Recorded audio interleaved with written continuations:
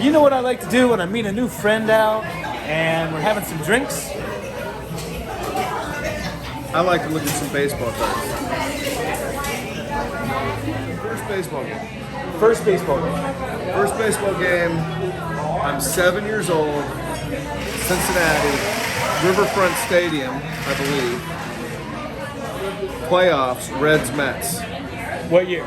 73. 73. Tom Seaver's pitching for the Mets. The Reds win 2-1 on solo home runs by Johnny Bench and Pete Rose. And Pete Rose never hit home runs, so it was 2-1, and that's how I started with baseball. Tom Seaver pitching, Pete Rose, Johnny Bench homering. Next game, 1975 World Series. My parents snuck me in. They had 2 tickets Against Boston, right? against Boston. Luis Tiant. Sitting. That was the first World Series I ever watched. Yeah, so best World Series ever, in my opinion. But it was called the controversial game. It was before, so you didn't really, there was no big screen TV, there was nothing. And the game ended on a catcher interference play. Is that right? Still I didn't to this know that. day, yeah, it was Ed Armbruster of the Reds trying to get to first base, and the catcher interfered, and they waved. I believe they waved the runner home. All I know is we didn't know what happened. The game was over. The Reds won in extra innings. It was an amazing series. Ed Armbruster, there's a blast for the pop. Yeah, Carlton Fisk hit the home run a couple games later. So that was my second experience, and I'm leaving one out. Opening day, 1974. Hank Aaron comes to bat, hits a home run to tie Babe Ruth on opening day in Riverfront Stadium. Broke the record a week later in LA or whatever. Do you remember the pitcher he broke the record? Al Downing. Al Downing, right. And what is interesting about that? I don't know. They each wore number 44. Yeah, didn't know that. But but those were my first 3 games. Wow. Hank Aaron hitting a home run. You're a lot older than I thought you were. Yeah, well, you must be a little older than me. I'm 66. No, you're Born in 66. Oh, born in 66. Born in 66. Okay. So yeah, so 7, 8, 10. Yep. You're 2 years older than me. And then it never got any better after that. That was the best for me. Now, you were talking about Doc Ellis and throwing that no-hitter on LSD. There's a famous story where, and he told it in his own words. He has a documentary called No No, and he said that they were facing the Big Red Machine, and he just went out there and intentionally beamed like the first 4 batters, and they pulled him. Yeah. Well, they had a great team, the Reds did. But, Yeah, they but no, I remember the Reds Pirates was great. Well, the Pirates in the 70s, they always were in the playoffs. They had really solid teams, but that Big Red Machine, one of the greatest teams in history. Yep. Still remember the lineup. But anyway, if you start like that, it's hard to replicate that, So they had a pitcher, what's his name? Soto. Yeah.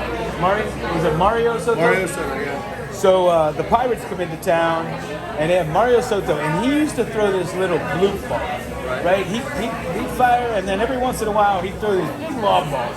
And he throws this big lob ball against Dave Parker. And Parker, he reels up, and he swings with all his might, and he totally doesn't come anywhere near hitting the ball. And he struck out. It was like when I was a kid, that was one of the funniest things I ever saw. Yeah. I remember that rivalry. Pirates won in 79? 79, yep. Somewhere in there. 79. We are family here. But my favorite Reds pitcher growing up was a guy named Don Gullett. Don Gullett, yeah. Who was really good, but I guess he hurt his arm, so he was really good. But I think he lasted 4 years, maybe 5 years. They just had some great teams. Dave Concepcion at short, Joe Morgan at second, and then you had Pete Rose at third, Tony Perez and Dan Greason, who I like, at first base. Johnny Bench behind the plate, and they had a backup named Johnny Oates. Remember him? And then, let's see, who was in right field? They had Cesar Geronimo in center. Very good. It's amazing that I know him because it's my team. But and in right, I'm drawing a He blank. has a son who's famous. who also played baseball. Ken Griffey. Yeah. I was a huge Ken Griffey fan. Yeah, he's good. Senior growing up. Yep. And then in left field, George Foster. Yep.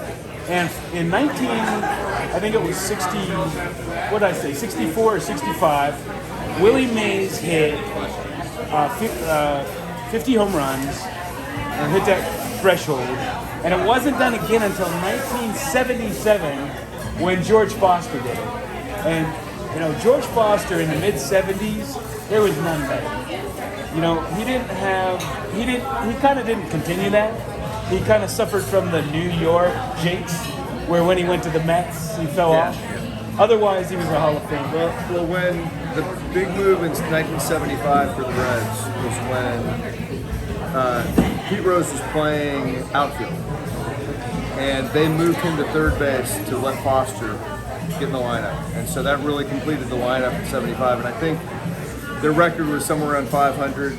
Like 40 games in, and after that, they ended up winning 108 games. Well, that really shows you what a great ball player Pete Rose was, because he played many positions. Yeah. You know, he came up as a second baseman, played third base probably most of the time in Cincinnati, played the outfield, then they moved him to first base. Yeah. You know, Honus Wagner was like that. Honus Wagner played every position but pitcher. Like, he played every field position. That's why his card's so valuable, right? Yeah, right. You don't own that one, do you? I don't own that particular one. Okay.